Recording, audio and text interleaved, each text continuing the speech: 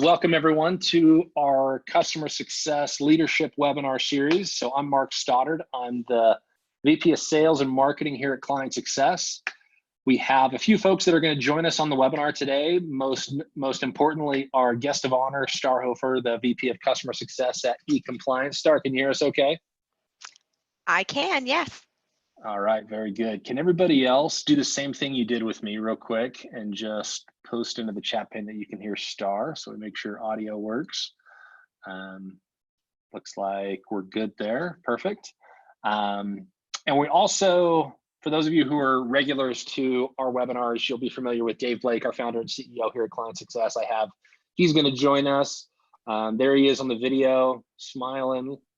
Everyone's excited. Dave, can you hear us okay? Yeah, how are you, everyone? All right, good man, good man. We're all excited. Well, cool. Let's go ahead and get things started. I'm gonna kind of intro things and get us started, have Dave say a few words, and then we'll jump into the meat of the webinar. But as I mentioned, my name's Mark Stoddard. I run sales and marketing here at ClientSuccess. We're excited for all of you to be part of our experiment that we're doing over the next few weeks with this new webinar series.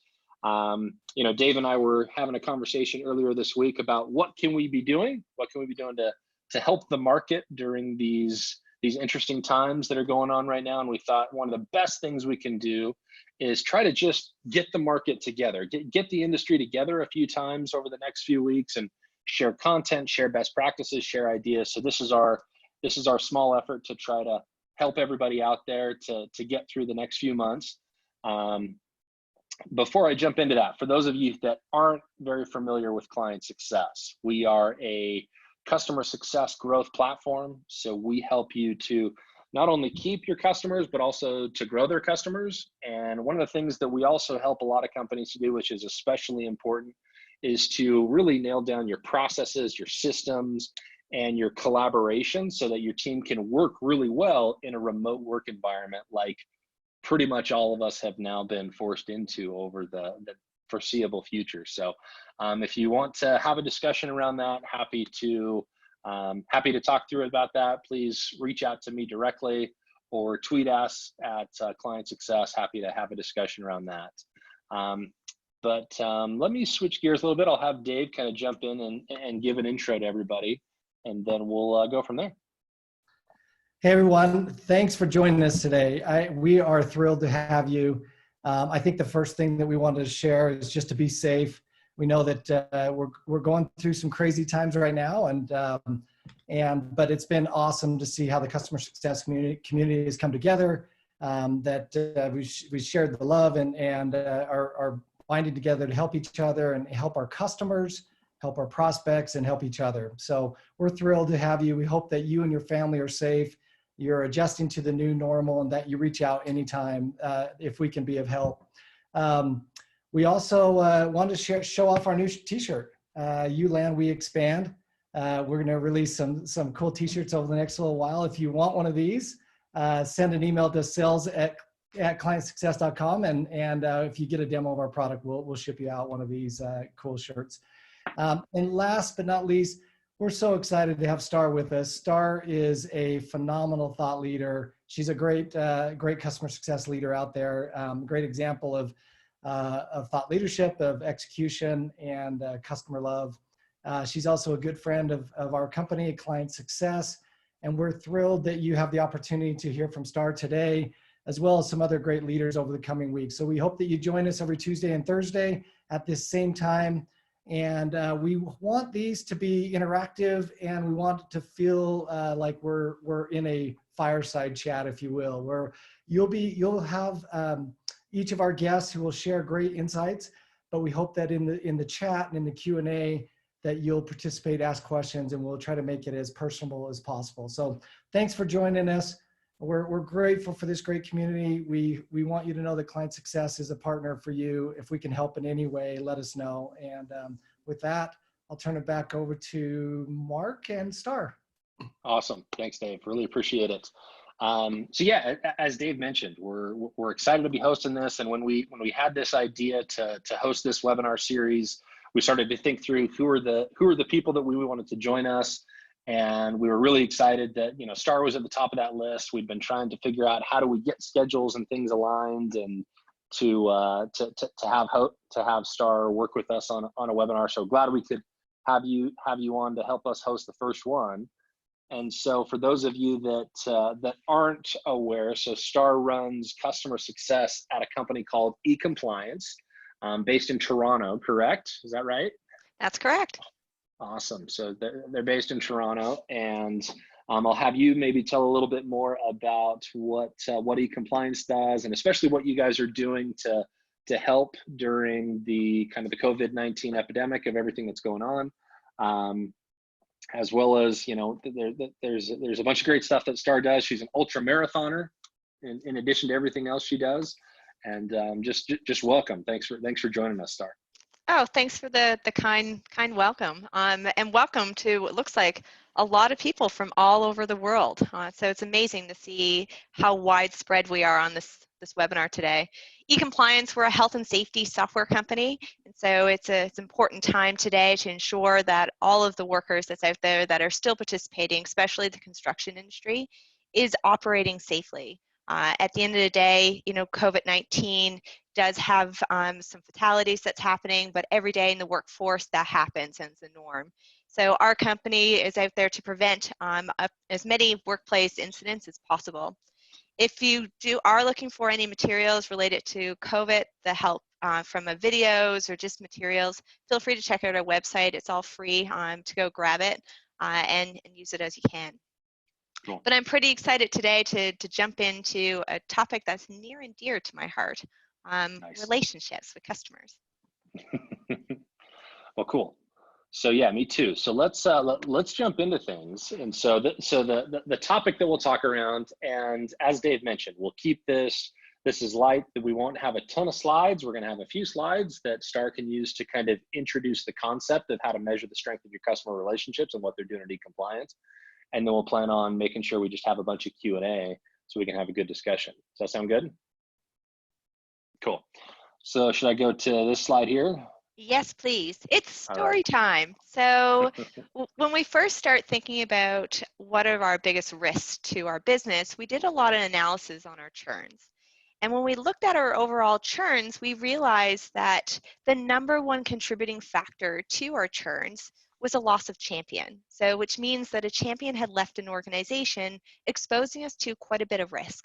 Sometimes that's a good risk because the champion was not great in the first place, and then we get someone that's fantastic. But sometimes there's that gap that's left in the business and nobody's driving the initiative.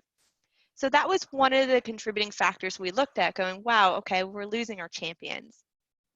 The other thing that came through is that in health and safety, and it's kind of similar to tech world today, generally there's a turnover of about every 2.5 years, somebody moves on. Whether that is a champion, that might be whoever signed your contract, it could be whoever you're having that engagement with are leaving the organization to go somewhere else. So as a result, again, you're opening up that gap. So when we start looking at this going, well, how do we help relating to this contributing factors, how do we measure this? How do we reduce and mitigate the risk that's being exposed to us by having a champion leave or an economic buyer moving on as well? So by doing that, we said, well, is there a way to truly measure the relationships that we have with a customer?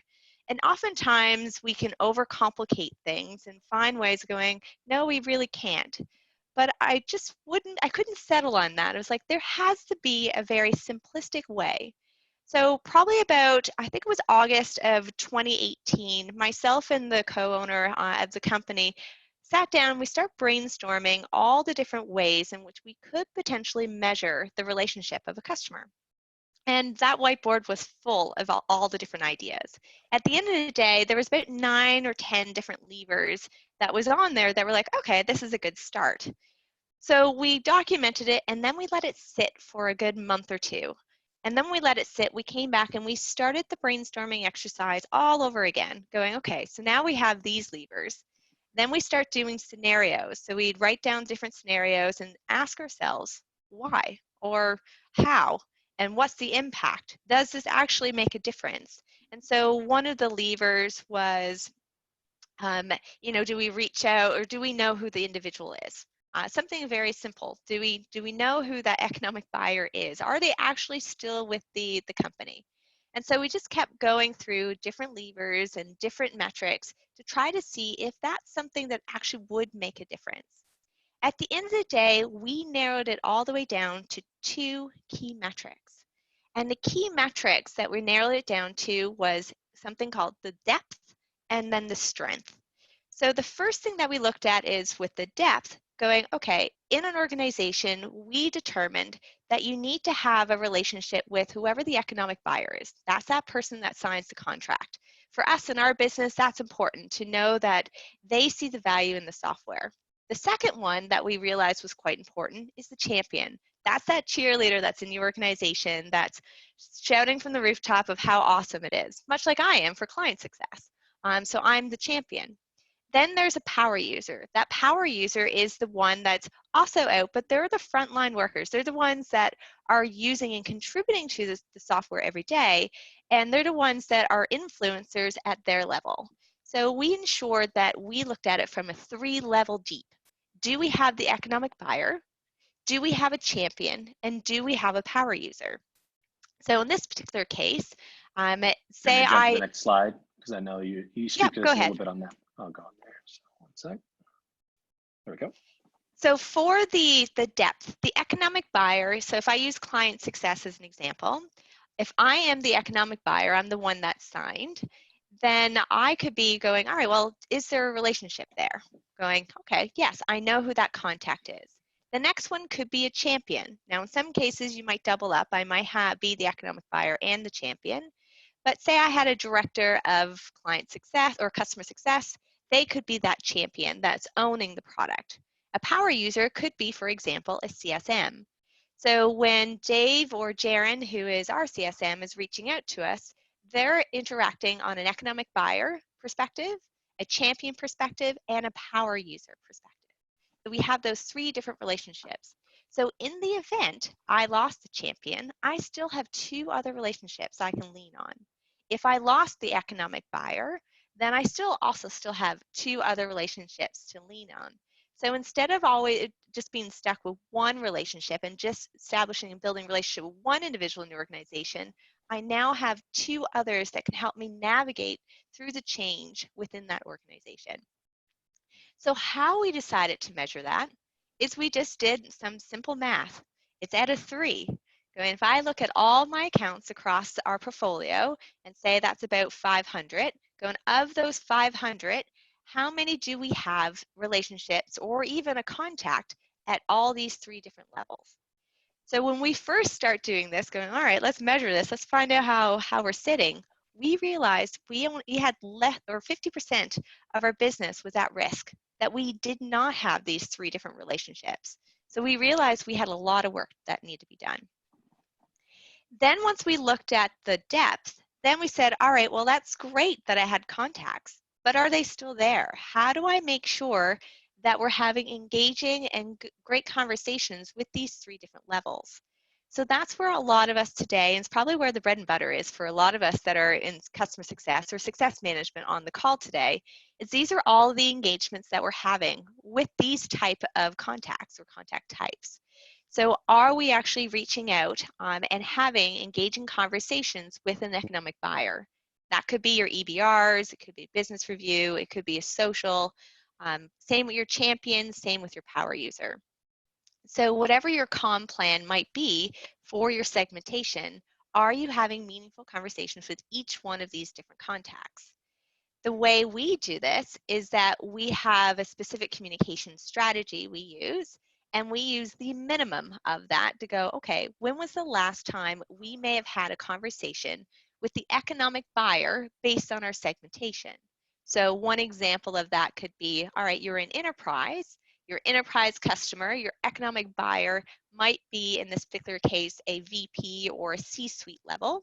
So when's the last time we communicated with them, and is it within the limits that we put in our communication plan?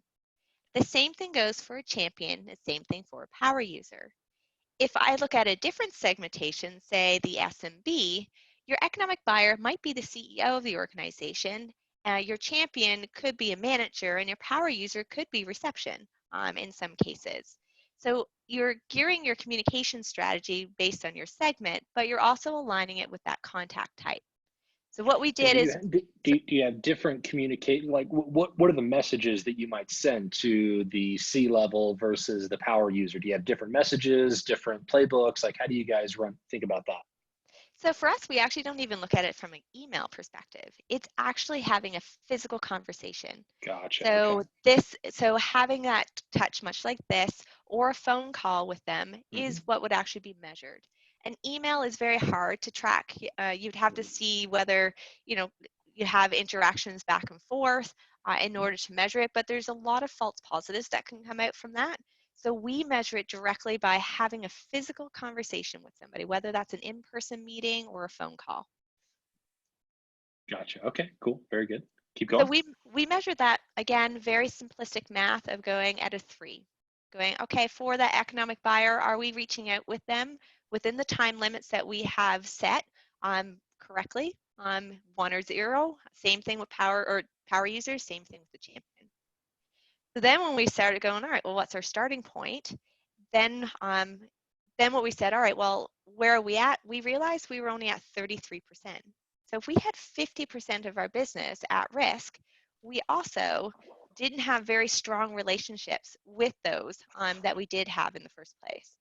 So we realized we had a lot of work to do in establishing a rhythm of communicating with our customers a lot more frequently and making sure that our hygiene and our housekeeping was in order as well. So all this is well and done, and we all know how much we love documentation. So making that process so much easier to document your calls and document your in-person meetings so that we can make sure that we're measuring the strength accordingly. And I'm proud to say with the new depth and the strength that we put in place, so it's been about a year since we implemented this. We put this in place around March the 11th of 2019. So it took us a couple months to kind of perfect the system and the metrics that we're going to use. And it's been a full year of implementing it. And we went from 48 to 82 for our depth. And then for our strength, because the strength is ever going, because it kind of rolls. So today it could be 72, tomorrow it could be 69, so or higher. So it does go in this ebbs and flows because you need to continue to invest in those relationships. If not, it goes dormant. So today we're sitting at 72, which is pretty decent. And then how do you translate these? So you got these numbers on the depth and strength, like how do you find that translating into like metrics that a CFO would care about? Do you see those actually impacting retention, growth, those types of numbers, or how do those conversations typically go? So, well, when you're having those with the economic buyer, so the CEO or those, it's your typical EBRs that you might have or your conversation. In some cases, it might be a steering committee meetings that you might already have set up as a part of your services. It could be, we have an executive reach out, which is a part of our communication plan. So that is someone like myself having a conversation with the C-suite. So like ClientSuccess, me having a conversation with Dave, for example, would be about investing in that relationship and making sure that is that still strong and do I still even have a relationship? Okay, cool. There's a bunch of questions in the Q&A. You cool if we switch gears a little bit and kind of go through some of the questions in the Q&A? Absolutely. Cool. So I'll just kind of start through them and I'll go through them. So Paul starts, in your case, and this might depend on your company versus other companies. First thing he starts with just, in your example, how many companies does an individual CSM own? Is it something where they're managing thousands, hundreds, dozens? What does that look like for you guys? Yeah, great question. It depends on the segmentation. So the highest number of portfolio you'd have would be around 150, and that's our SMB. And their communication plan is aligned directly with their big portfolios that they would have. Our SMB customers are very transactional. They don't want you talking to them very often. Yeah, sure. So as a result, that communication plan is a little different. Where in enterprise, they're needy. I'm sorry if you're on the call and you're a customer.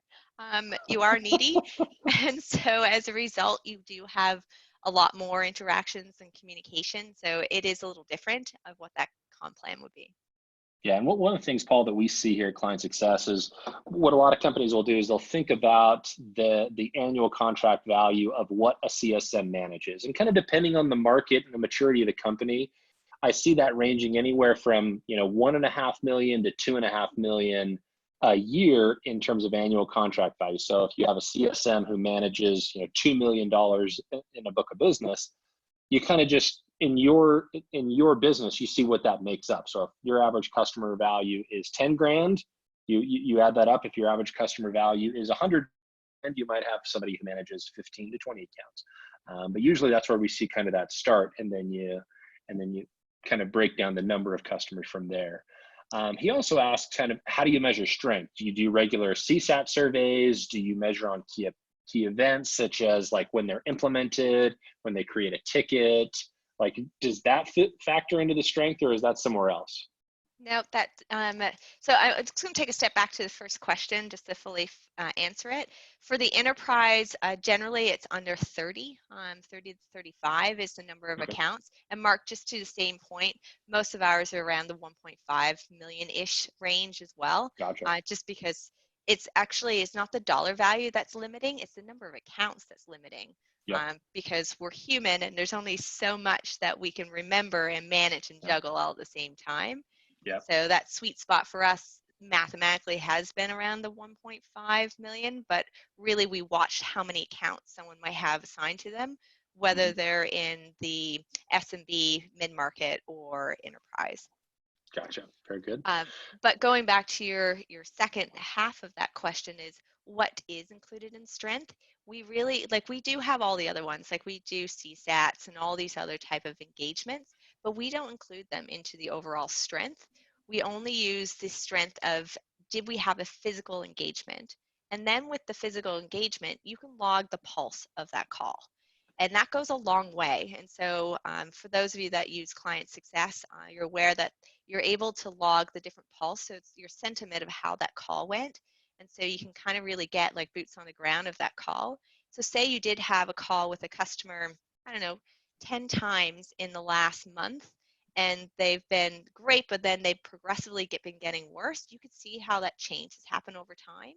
So we use strength as a way of just measuring where you had physical engagement, whether that is a in-person meeting or a phone call. So then you could log what that pulse of the call was. And is there's another question here kind of around the quality of those conversations. You mentioned that you're measuring how often have we had a discussion, not just an email, but we actually have a conversation with, whether it's an economic or an economic buyer or whatnot.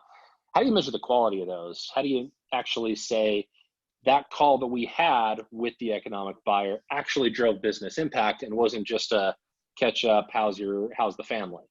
How do you think about that? We're not there yet, but it's a great idea. It's one where, we're logging all of it. Like if it's just a how-to phone call, we're not logging. In sometimes we log it, sometimes we don't. Generally, we wouldn't. It's more of those meaningful phone calls and conversations you're having. So say you're phoning, well, in the midst of COVID-19 right now, if you were phoning to see how the organization was weathering, how you could certainly help, reminding them of what the goals might be now, then that would certainly be an engagement that would count towards strength. But if you're phoning just to kind of, shoot the breeze with them, generally most people wouldn't log that because that's a waste of their time too.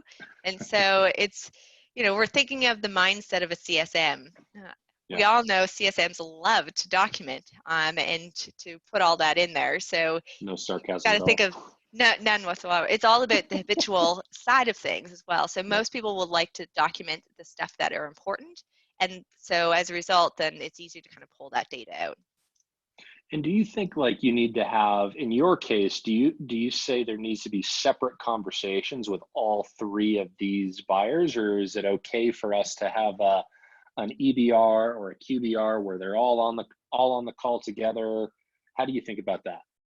Well, it's a behavior driver when you think about it. If you can get all three of those to be in the room for a QBR, you really did a good job. Yeah, right? Like at the end of the day, we want all three of them to be in the room. So if you can get all three of them, that's 3 extra points. Go get it, baby. Gotcha. Okay. But if you can't, then you have to try to find a way of getting what that voice is from a power user or the voice from the champion. If not, you're missing a point of view. Got it. Okay, very good. Bunch more. I'm going to kind of scan through. Is there anything you want to share while I'm kind of scanning through questions here? When you're looking at it like from your organization, this was the way that we decided to tackle the strength of the customer relationship. It's not perfect. We're going to continue to evolve it. We're a year into our program. It's my advice is if you are planning to implement this, go small. Find ways that you can measure it that's almost rudimentary and very basic. So as they say, keep it simple. The more simple it is, the easier it is to implement it. And it's also easy way to actually continue to monitor the progress. So we have a Coach of the Month contest that we have just to kind of show greatness of all the wonderful things that a success coach does on a day in, day out basis. And every month there's different levers in which we pull, and some of them are related to depth, some of them are strengths, some of them are other things that just kind of contribute to it. So it's other ways just to kind of drive your overall initiatives. Gotcha. So there's kind of two questions that I'm going to kind of meld together here. One is, I mean, what's your advice on just getting the economic buyer? Usually that person's the busiest person, and to get them looped into the conversation, like, what's your advice? What are your tips and tricks for getting that person involved? Maybe I'll just pause there. Let's go to that question first. Personally, there's a couple of different tactics that I find very helpful is sometimes using your champion. If you have a really strong relationship with a champion, leverage the champion to hook it up so that they're doing. The second one is sometimes the best way to tackle it is title by title. If you are trying to get a C-suite and you're having a hard time, get your CEO to reach out or someone else on the C-suite, because sometimes, you know, we get so many emails every day. Sure. You see a specific item that's there, you just kind of dismiss it. But if somebody else is kind of giving that a gentle nudge, so that's another avenue that you can certainly go. And then the other one is prove your value, prove what's in it for them, and what they're going to get out of the conversation in the first place is another tactic. So what's something that one of your CSMs would do on the value side? How do they prove them? Is it a deck that they send to the CEO or whoever that economic buyer is to prove some value? Is it advice? What do you typically see there? It is different per segmentation. So SMB is quite different. You're talking about owners. So you're talking about how are you making a contribution to the overall safety of the organization. So that's something that could be measured. It could be something as easy as participation score from a safety perspective. There's other areas that we can certainly show. From a economic buyers, depending on who the economic buyer is. If it's an operations focused individual, then you go with the dollars and cents. If it's somebody that's a health and safety, so which is really our wheelhouse, then you talk about how they had made an impact. And at the end of the day, if you know what their goals are, their departmental goals are, and their personal goals are, you leverage that as much as you possibly can.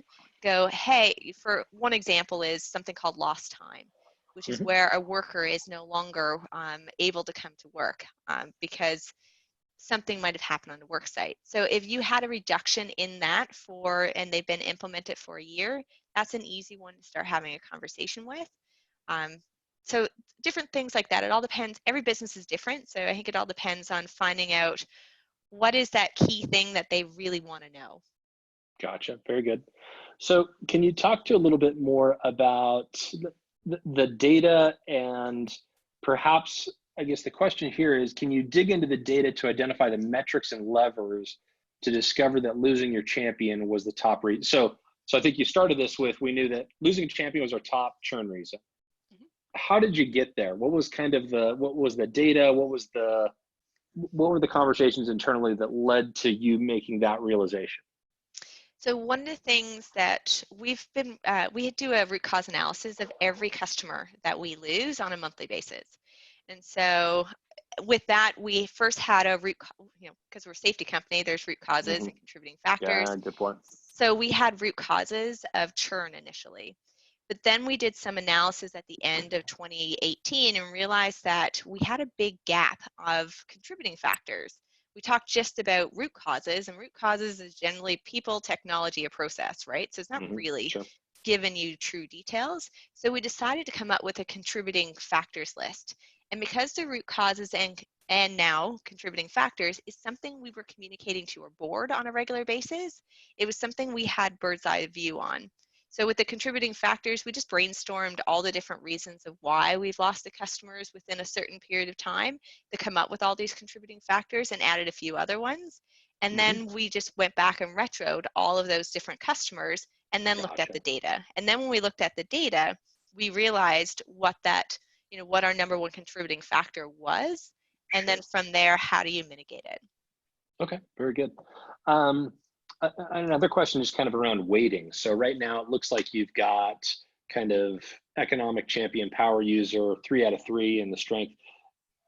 Do you ever see a world in which you weight them differently? Like if we have the economic buyer bought in, is that actually a 50% weight and the champion and the power user differently? Does that depend on the segment? How do you think about that? I think it might, you're right. It's something that will likely evolve it, but I think we'll not necessarily look at it from a weight in that sense, but a weight in who. So for us, one of our risk is, and again, if you're a customer on a call, I apologize. If you're HR, so if you're in HR and safety is reporting to you, in our experience, that does not end well. And so as a result, then that contributes to a risk going, is that economic buyer reporting into HR? Then that might be a bigger risk, which means we need to lean on our champions and power users more. So I think it might evolve that avenue as opposed to the overall weight. Okay, gotcha. And then these metrics that you look at, is this typically a weekly, a monthly, a quarterly? How often are you looking at these and evaluating them? We look at them on a weekly basis. Generally, you don't see too much change on a weekly basis, but I'm a big fan of anything that you measure, you have to monitor. And if you monitor it, you'll get results. And so it just becomes a natural flex to do it on a weekly basis. Also ensures housekeeping is happening, because if somebody if their incentive is based on some of these numbers, or even their bonus schemes are based on this, then generally you start to see that those housekeeping things just get done. Gotcha. That's a good point. Cool. We've got a ton of questions. I'm going to do 2 more, and then maybe what we'll do is I'll take the other ones that we don't have time for. I mean, there's probably 100 questions in here that we probably be here all afternoon. What I'll do is I'll try to bring together some of the other ones, and maybe we'll send a follow-up email with answers to the others, but I'm just going to try to get through a couple more. So Anthony mentions here, so how do you manage and measure the needs, demands of your customer? So engagement likely leads to a list of needs and demands. Knowing the health of how you're serving them seems to be important when anticipating the likelihood of churn. So I think what he's just saying here is, how do you manage the needs of the customer, and how do you line that up with how you engage with that customer? Wow, that's not a lace question, is it? There's a couple ways I think you could tackle this. I'm not sure if the angle of the question is how do you deal with it from a productivity perspective as a CSM, or is it more of a metric? Let's go with the first. Let's go with the CSM angle. So it's always one of those things. It's like, are you stirring the pot by engaging more and end up with more work on your plate? That's sometimes can be the case, but I'm a big fan is the devil in what you know versus the devil in what you don't know. So sure, you're going to have a lot of stuff that's going to come in, but the more you get ahead of that, the likelihood of that trickling out, the better. And I think one thing, this is my personal opinion, I think one thing as CSMs, we sometimes are hoarders. We take a task that comes in and we assume it's our responsibility to do every single task that we have. And we don't often hold our own customers accountable for the stuff they're asking. And it's as easy as to say, oh, I have 4 users I want to create. And we're like, oh, we'll create it for you, because we're thinking we're being helpful, which is easy to do. And we end up collecting all these different monkeys on our back. And all of a sudden we have a task list of 100 things. But it's equally as easy to say, let me show you now how to do one, and then you could do the rest as practice. So I think it's a bit of a mind shift of the collections that come through. Now, in the event that the stuff you're collecting are things you can't do, like they're product related, I think those are different challenges and different things where you might want to get your product and your engineering team involved. And that could be your next engagement, where your product team is talking directly with the customer to either reassure them or to talk through what that pain point is. Good. So last question from Dean, and she mentions that, so her question is interesting because she's asking, what gets sent back to the, like, do you provide any type of like ROI analysis or anything back to the customer on these calls? So you're doing these calls, and it's important for you to do these calls and tick these boxes and making sure that you're engaging with these customers. Is there anything that you send back to the customer after the call to say, here's the ROI that you've gotten from this conversation, or anything along that line? How do you think about that? No, it's not something we do. And honestly, when I think about it, and I think it works in some businesses to certainly do that. In our business, generally, when we kind of do ROI, it feels removed. It kind of feels like we're removing the human element of it. Like an example is, one of the ROIs is we could say we're reducing your claims amount. But really that's the lagging indicator. We really should be focused on the leading indicators, which could be, how do you focus on the number of inspections or observations or training that might be happening within the workforce. So we don't focus on ROI, and a lot of the tools, I remember Zendesk did this with me, try to give me an ROI, and I remember looking at this going, so what? I'm not using Zendesk for the ROI that's there. I'm using it to make my life easy. And so I think sometimes, and again, this is my personal point of view, and every business is different, I think sometimes we hide behind the ROI as a way of driving the value, but it's from economic buyers' perspective, sometimes they really just don't care. Yeah, there was a webinar that we did a couple months ago with the team over at Weave, and what they have is this concept of an ROI versus an ROE. So every customer gets kind of two updates or reports from them. They get the return on investment, which is typically what your economic buyer cares about. And then they have the return on effort. And so it was, what's the time savings? What are the things that we're doing for you that you couldn't have done before? So it's kind of a lot of those leading indicators that lead to the lagging indicators that are in the economic buyer, that are in the stuff that the economic buyer would care about for the ROI. So, well, good. Like I said, I would love for us to be able to spend all afternoon kind of going through all the questions. These are great questions. I'm going to keep a list of all the questions, and as many as we possibly can get to, we'll try to answer in a follow-up message. But I want to make sure that all of us have time to get back to our day jobs and do the things we need to do. A few things just to kind of wrap up. One is just thank you so much to Star and all the insights that you provided. I think this was awesome. This was a great kickoff to the series. Really appreciate you stepping up and helping us out.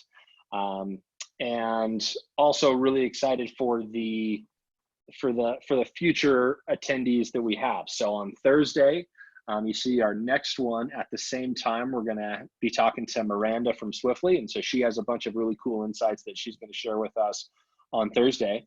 And then over the next few weeks, you'll see Jay and Julie and Jim. And then there's one more kind of surprise one that we're trying to get lined up for kind of the final one in first week of April. So really excited for everything that this entails. If you have any questions, comments, advice on how to make this webinar series more effective, more interesting for you, feel free to shoot them over to me. I'd love to hear from you. I'm just mark.stoddard@clientsuccess.com, or just tweet us at ClientSuccess. Love to hear from all of you. And just one other thing, I mean, since this is really an important time for all of us to stay close to our customers. And one thing I've been seeing a lot is on LinkedIn or on Twitter, really cool examples of people going above and beyond for their customers, doing really cool things. And so if you have any cool stories around customer love, I'd love to see them. I'd retweet them. If you could just share them on either the hashtag customer love, whether you're on Twitter or on LinkedIn, I'd love to see them. We'd love to share them and retweet them and post them out, because this is really an important time for all of us to, hold our customers really close and make sure that we can get through all of this together. So any final words, Star?